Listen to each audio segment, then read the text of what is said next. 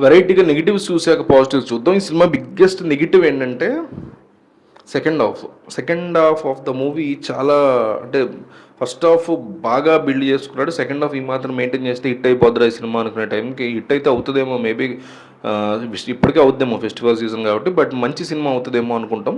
అది గట్టిగా దెబ్బేసేసి ఇది చేశాడు. అండ్ సాంగ్స్ చాలా చిరాకు వచ్చినాయి. డబ్బింగ్ కూడా బాగా, సాంగ్స్ అంత ఇంప్రెసివ్గా అనిపించలేదు.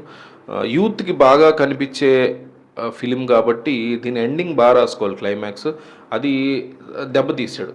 అండ్ ఎమోషన్స్ విషయంలో కూడా చాలా వెనకబడ్డాడు డైరెక్టర్. ఇంకా బాగా మంచిగా ఎమోషనల్ కనెక్ట్ అనేది ఇవ్వచ్చు ఆడియన్స్కి, అది ఇవ్వలేకపోయాడు. బాగా రొటీన్ అండ్ క్లైమాక్స్ ఎండింగ్ ఉంది. సో అంటే కాన్ఫ్లిక్ట్ ఏదైతే పెట్టేదో మంచి కాన్ఫ్లిక్టే, దాంట్లో మళ్ళీ ప్రిడిక్టబుల్గా పెట్టేశాడు ఎట్లా బయటపడతాయి అనేది. సో ఇవన్నీ కూడా నెగిటివ్స్ అని చెప్పుకోవాలి. Especially second half is a very big negative.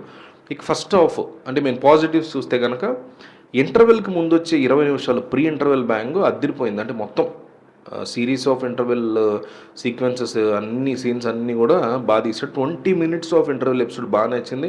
చాలామంది హిలేరియస్గా ఎంజాయ్ చేస్తారు. నాకు నచ్చింది కానీ అంత పడిపడి నవ్వే అంత ఏం లేదు, బట్ స్టిల్ బాగా ఎగ్జిక్యూట్ చేశాడు రా 20 నిమిషాలు అనే ఫీలింగ్ అయితే నాకు కనిపించింది.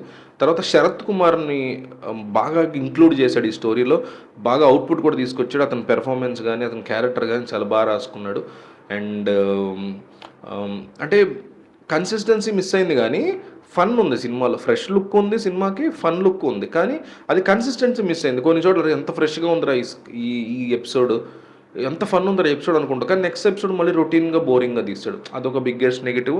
అండ్ హీరో ప్రదీప్ రంగనాథన్ యొక్క పెర్ఫార్మెన్స్ నాకు బాగా నచ్చింది. మమితాది కూడా చాలా బాగా నచ్చిందని చెప్పుకోవాలి. అయితే ఎమోషనల్ కనెక్ట్ ఉంది, కొన్ని చోట్ల చాలా డీప్గా ఎమోషనల్ కనెక్ట్ ఉంది, కొన్ని చోట్ల అస్సలు కనెక్ట్ అవ్వలేదు. సో సాయి అభయంకర్ మ్యూజిక్ అనమాట దీనికి.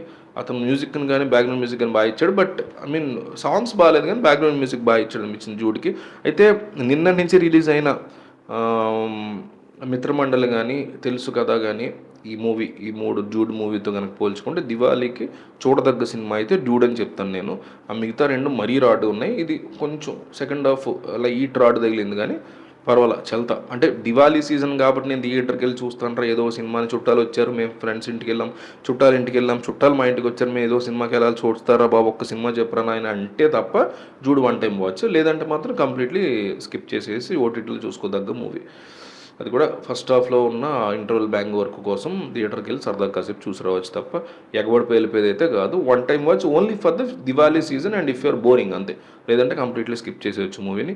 ఇది నా ఒపీనియన్. మీకేమనిపించింది? మీరు ఆల్రెడీ మూవీ చూసుంటే ఏంటనేది కామెంట్ చేయండి.